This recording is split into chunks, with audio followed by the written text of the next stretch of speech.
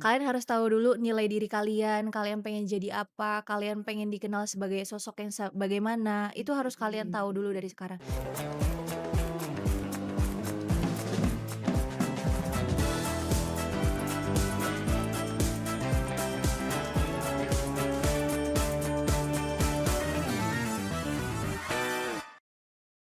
Halo Comers, welcome back to Telekom Podcast. Nah, di episode 4 season 9 ini kita ada tema yang relate dengan teman-teman luar sana termasuk aku nih, Kak. Oke. Temanya itu adalah digital tapi asli menjadi diri sendiri di tengah algoritma. Nah, sebelum kita lanjut ke episode ini nih, kayak sebelum lanjut ke itunya, kita bakal perkenalan diri dulu. Halo Comers, kenalin aku Kiki sebagai host di episode kali ini. Tapi, aku nggak sendirian nih Comers, aku bareng sama Kakak. Salsabila Farah Fajra. Oke, gimana nih Kak kabarnya nih Kak? Alhamdulillah baik banget dan sesungguhnya seneng banget sih karena hari ini mau ketemu teman-teman yang super Mhm. inspirasi banget juga. Karena jujur aku dikasih kesempatan untuk ngobrol bareng Kakak tuh kayak aduh gimana ya, kayak deg-degan banget gitu Sama sih kan. first time juga. Iya kita sama-sama deg-degan nih Commerce. Oh iya Kak, bener nggak sih Kak kalau Kakak itu merupakan winner dari Putri Hijab Lampung 2023, terus Duta Mahasiswa Inspiratif Indonesia, Betul. brand ambassador dari Janik ID dan Wardah Youth Ambassador. Alhamdulillah ya benar semuanya. Sebenarnya itu semua rezeki ya, balik lagi ke rezeki. Itu semua Mhm. dititipin sama Allah dan alhamdulillahnya ya yang benar tadi yang disampaikan sama Kiki, itu semua hasil dari usaha dan prosesnya juga. Kok bisa sih Kak achievement-nya tuh banyak banget, cara memanajemen waktunya tuh gimana tuh? Sebenarnya kalau dibilangin manajemen waktu yang baik kayaknya semua orang punya tips and triknya sendiri-sendiri ya. Tapi Mhm. kalau aku boleh saran, sebenarnya kalian harus tahu dulu skala prioritasnya di mana. Kalian mau Mhm. jadi apa, terus kalian mau mencapai apa, kalian harus tahu dulu. Jadi ketika kalian punya plan, itu akan mencapai tujuan yang ingin kalian tuju gitu sih. Oke. Tapi bukan cuma itu doang nggak sih Kak setahu aku? Karena setahu aku, Kakak itu merupakan owner dari Safarah Hijab Stylist. Oh ya betul betul. Ih ya ampun Commerce, keren banget, tepuk tangan dong teman-teman. Keren banget gitu. Makasih. Kayak kok bisa ya? Keren banget gitu. Oke deh Kak, Kakak kan merupakan content creator nih ya? Iya betul. Coba dong Kak sharing-sharing nih perjalanan Kakak menjadi content creator tuh gimana gitu? Kalau perjalanan aku jadi content creator sebenarnya dimulai dari aku jadi winner Putri Hijab Influencer Lampung ya. Sebelumnya tuh aku ikut Mhm. namanya Putri Hijab Academy. Oke. Yang di mana itu tuh merupakan Putri Hijab Academy dari Putri Hijab Lampung.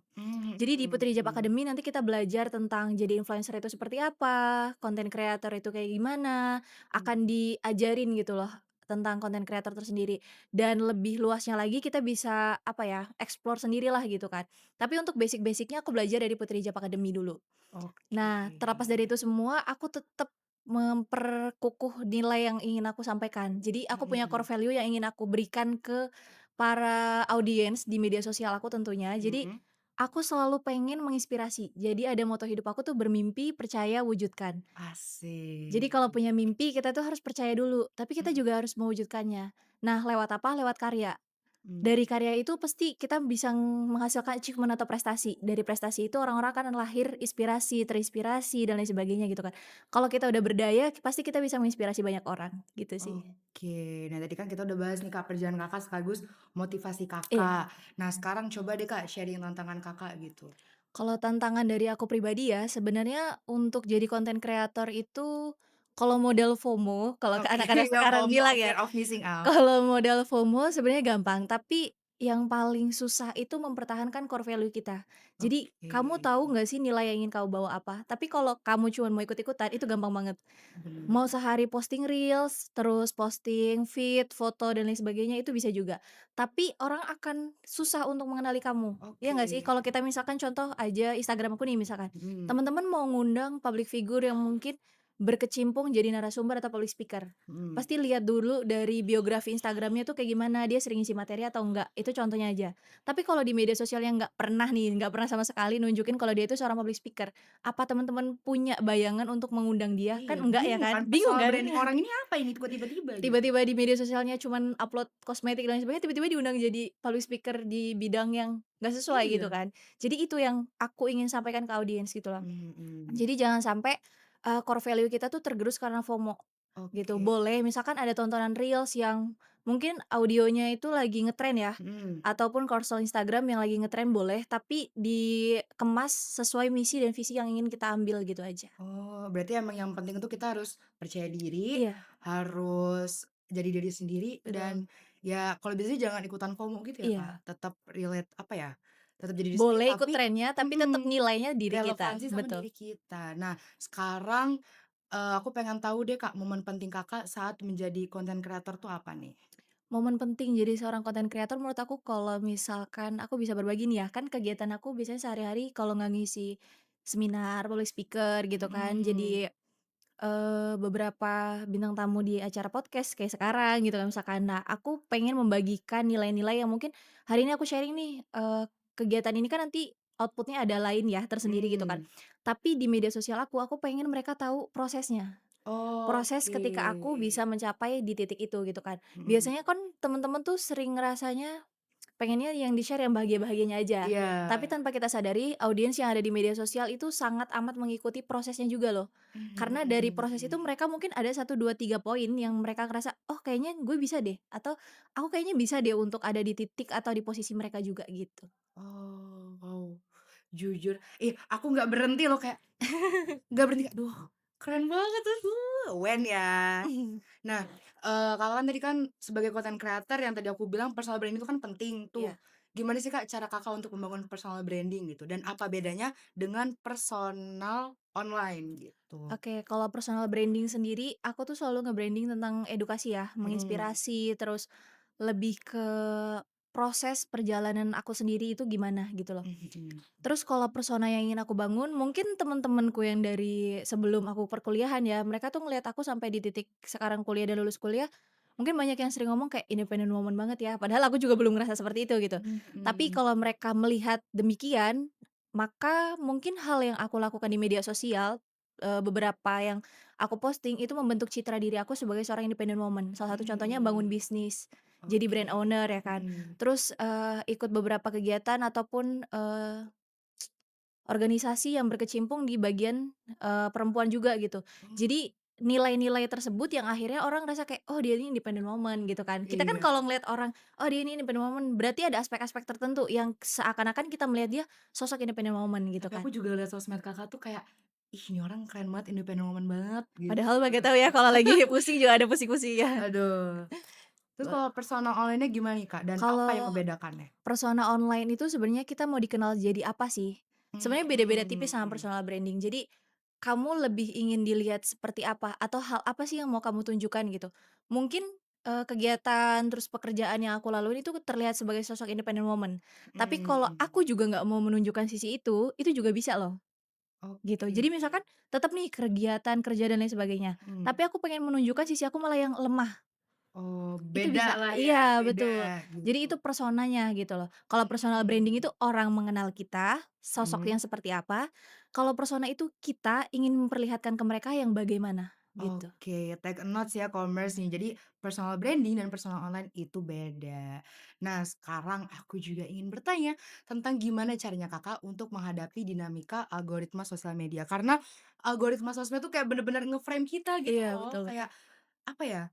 Meng aduh aku bingung lagi bahasanya. Pokoknya kayak ngatur kita gitu, bikin kita FOMO. Sebenarnya kalau algoritma, itu udah jadi sahabat konten kreator banget ya. Kalau kita Hmm, ngomongin algoritma, angka doang sih gitu kan. Tapi oke. buat para konten kreator itu juga achievement. Kadang kalau Mmm, kita posting terus banyak algoritmanya naik, banyak share, repost dan lain sebagainya itu kayak senang banget gitu, kayak mhm, konten yang kita buat tuh akhirnya feedback-nya dapet gitu loh ke audiens. Tapi oke. bukan berarti ketika algoritmanya turun ataupun standar aja, itu nggak ada feedback. Balik lagi ke hal yang ingin kamu share tadi, kalau core value kamu adalah membagi, menginspirasi dengan cara kamu upload aja itu udah salah satu langkah loh gitu loh. Mmm, Tapi kalau yang ingin kamu dapatkan output-nya adalah achievement dari algoritma itu sendiri, ya beda lagi gitu loh. Jadi jangan sampai angka atau algoritma dari media sosial itu malah ngebuntutin kamu akhirnya, "Ah, nanti dulu deh, aku pikir-pikir dulu mau posting, nanti oh, ngedit yang banyak." Kadang kala yang malah kita edit sedemikian rupa mhm, di-posting itu belum tentu kan algoritma itu langsung naik, iya benar. achievement-nya langsung naik itu belum tentu. Kadang yang kita cuman iseng sekali Iya itu posting gitu, justru malah malah viral. nah itu tadi. Jadi Relate banget, relate. mendingan coba aja dulu, posting aja Oke, nggak masalah. konsisten Walaupun lah ya, iya, yang Kak, penting konsisten konsisten. dan tahu core value yang mau kalian bagikan itu apa, dan yang pasti jangan terlalu FOMO. Aku sih sebenarnya ya, Mhm, kalau soal ada beberapa tren yang menurut aku bisa cepet naikin algoritma, iya, tapi aku memilih untuk nggak ikut-ikutan. Salah satunya bener. contohnya kayak joget-joget dan lain Oh sebagainya. iya, heeh, Sebenarnya boleh-boleh aja, tapi mungkin bukan mempertahankan keestetikan ya sebenarnya, mhm, cuman karena kayak nggak bisa aja iya, gitu. ya pilihan lah ya, Kak, Pilihan gitu. pilihan. Tapi ada beberapa konten-konten yang bisa dimasukin gitu, walaupun, Mhm, harus menggunakan tren tersebut tanpa harus joget gitu kan. Mungkin bisa melalui audionya supaya naik algoritmanya gitu, itu bisa mhm, diakal-akalin oke, lah gitu. ya pokoknya kita bisa ngakain kayak pakai audio yang lagi Iya viral, betul, ya yang penting kita milih jalan kita mau jadi kayak gimana betul. aja.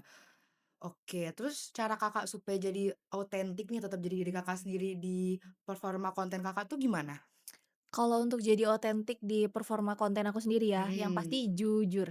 jujur Jujur sama diri jujur, sendiri, konsisten iya, gitu. jujur sama nilai diri sendiri, karena yang kalau kamu posting itu kamu buat-buat, itu bakal capek banget. Mmm, mhm Kalau yang mhm. kamu buat itu bukan keseharian kamu, oke konten kreator itu memang kita ada bahasanya kayak mungkin reka adegan dan lain sebagainya ya. Mhm mhm. Tapi kalau terlalu manipulasi nilai yang kita berikan gitu kan, Iya itu akan capek juga di diri kitanya ya. iya Karena yang kita berikan tuh kayak, itu bukan kita iya, gitu loh. jatuhnya kayak menipu diri sendiri dan menipu audiens. Audiens, iya. Ketika ketemu sehari-hari mungkin di perkuliahan ya, "Kok Mhm, dia nggak kayak gitu?" Misalkan, "Kok dia nggak se-inspire itu?" Gitu kan, iya, misalkan gitu. Itu misalkan, jadi agak ada sedikit mungkin tekanan dari exposure Instagram, media sosial iya, itu dari situ ya. Jadi kalau misalkan nilai yang kita berikan nggak sesuai sama mhm, keseharian kita, agak lumayan besar iya sih, exposure-nya gitu. jatuhnya merugikan kita juga ya, Betul. bukannya kita jadi grow up, malah jadinya glow down, ya glow deh pokoknya teman-teman. Nah, terus gimana nih Kak, tips biar konten Kakak tuh tetap otentik di ruang digital yang, aduh banyak banget nih algoritmanya pusing gitu? Kalau aku pribadi sekarang lagi menggeluti Korsel Instagram ya. Mhm. Jadi kayak foto-foto yang digeser, terus banyak Oh, iya quotes-nya gitu iya. kan. Nah, itu lagi banyak dan lagi hype sekarang sebenarnya, dan aku lagi Mhm, banyak ngebangun di Instagram, di bidang itu sih. Reels oke, ada beberapa aja, maksudnya kayak 1 bulan kan kita bisa main mapping nih untuk berapa mhm, kali reels, terus kontennya mau seperti apa bentuknya, dan kalau aku pribadi untuk share kayak foto misalkan OOTD kita doang nih gitu kan. mhm, Mungkin belum ya, itu mungkin belum nyampe di aku pribadi, di oke, Instagramku gitu kan. Mungkin ada beberapa kali tapi nggak banyak gitu. Jadi akhirnya aku pengen fotoku tuh bukan cuman terpajang kayak, "Apa nih OOTD doang?" Gitu kan, tapi mhm, ada core value dari foto itu tersendiri. Mungkin dari mhm, kegiatan sekarang, nanti aku tulis kata-kata dan lain sebagainya gitu kan. mmm, Nah itu mhm, akhirnya orang kayak mikir, "Oh dia di salah-salah kegiatannya foto-foto yang mungkin anggap aja kita sampah buat feed-feed selingan gitu kan, iya, tapi bisa jadi core value tersendiri kalau kita kemas dengan baik." Gitu. oke. Nah, tadi kan Kakak udah sharing juga nih itunya Kakak. Nah, kalau jadwal posting konten Kakak nih gimana nih? Kalau foto berapa minggu sekali? Kalau feeds, kalau video atau reels itu berapa kali gitu? Kalau sebulan sih, kita ambil 1 minggu aja ya, 1 minggu Oke, 7 hari. Aku biasanya ada 2 atau 3 hari yang bener-bener untuk konten, cari ide gitu, untuk mhm, sekitar 2 minggu. 2 minggu, Iya, jadi 1 minggu oke, pertama ini bener-bener di-keep untuk cari konten apa dan lain sebagainya, nyiapin untuk mhm. postingan 2 minggu ke depan, Oh gitu. gitu. Jadi kan 1 bulan ada 3 minggu, 3 minggu, 4 minggu? 4 4 minggu, ya, heeh. 4 minggu. Jadi 4 minggu terakhir, hari Mhm. Minggu terakhir itu untuk kita breakdown. Kayak di Instagram Wah, itu naiknya yang mana nih oke. postingannya, Oh, di-research banyak gitu ya iya. engagementnya, Jadi heeh. 3 minggu Minggu pertama untuk cari konten, 2 Mhm. minggu untuk posting, 1 minggu terakhir untuk evaluasi, gitu. Waduh, berarti emang konten kreator ini sekaligus jadi sosial media spesialis untuk diri Iya, sendiri ya, betul. Kak? Walaupun nggak mau belajar, akhirnya tetap belajar juga Iya, kan. tetap belajar gitu. Kalau Kakak sendiri ada nggak, konten kreator yang meng-inspiring Kakak gitu? Kayak ngelihat misalnya Kakak ngelihat konten kreator ini gitu, "Aduh kayak gue kepengen deh jadi konten kreator juga," gitu. Oke, sebenarnya kalau nggak tahu ya aku kalau salah satu tokoh ini konten kreator juga atau bukan gitu, tapi menurut Mmm. aku sosok yang benar-benar menginspirasi aku sekarang itu Kak Najwa Shihab, sejujurnya, Iya ya bener, kan? Najwa Shihab. Mungkin kalau di bidang konten kreator bukan ya gitu, tapi untuk jadi seorang public figure gitu kan, Mhm, aku sangat amat mengidolakan beliau gitu. mhm, Karena bisa jadi, apa ya, beliau tuh punya value yang luar biasa gitu. Jadi pembawa acara, mhm. jadi apa aja kayaknya bisa deh gitu loh. Iya, bener Punya bener. core value yang wow banget gitu. Dan Asli. ketika dia ngomong, orang itu bisa bener-bener yang langsung terpaku. Value yang ada di media sosialnya dia juga bener kayak, ya keaslian dari Iya, dirinya gitu. emang inspiring banget gitu. Nah, oke nih, kalau hal penting yang harus dimiliki konten kreator zaman sekarang gitu, Kak, biar nggak kebawa arus FOMO apa tuh? Kalau hal yang penting banget untuk dipunyain sekarang anak konten kreator yang mau mulai ataupun yang udah Mhm. mulai, itu yang pasti self awareness sih. Oh ya, self awareness. Betul. Mhm. Kalian harus tahu dulu nilai diri kalian, kalian pengen jadi apa, kalian pengen dikenal sebagai sosok yang bagaimana, itu harus kalian tahu dulu dari Mhm. sekarang.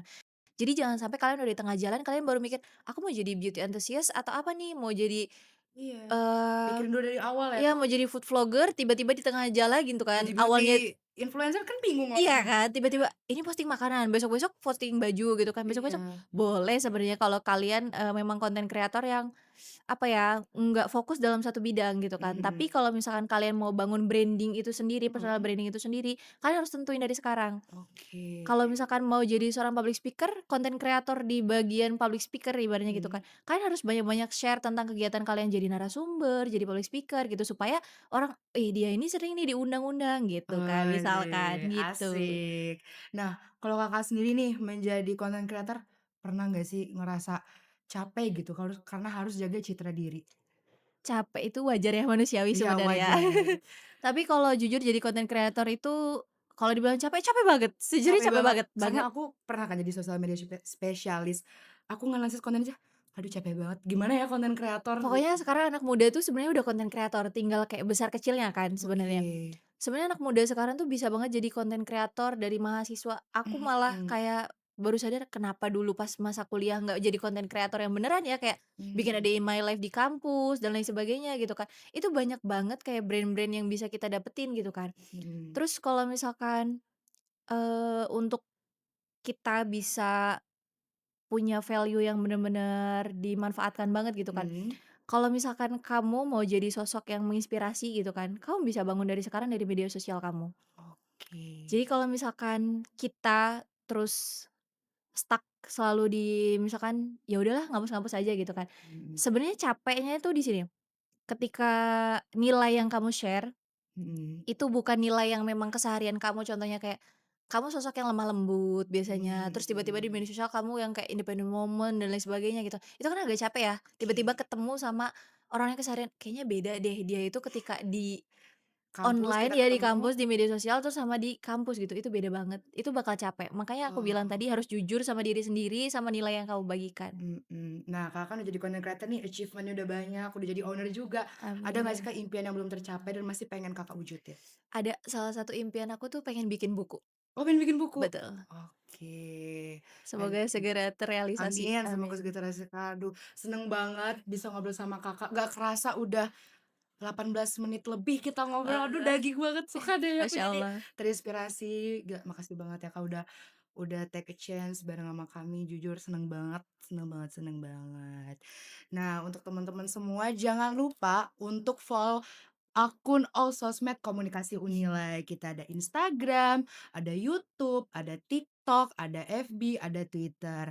Tapi, ada juga yang gak kalah penting nih commerce yaitu Telekom Podcast di Spotify. Aduh, human error nih saya. Buat commerce semua jangan lupa untuk subscribe juga, untuk like dan untuk komen gitu. Semoga, di lain kesempatan kita bakal bertemu lagi ya, Kak. Kalau Amin kata amin. Niki sih, apa, Hope our path cross again lah gitu. Oke, jadi segitu aja dari kami. See you comers!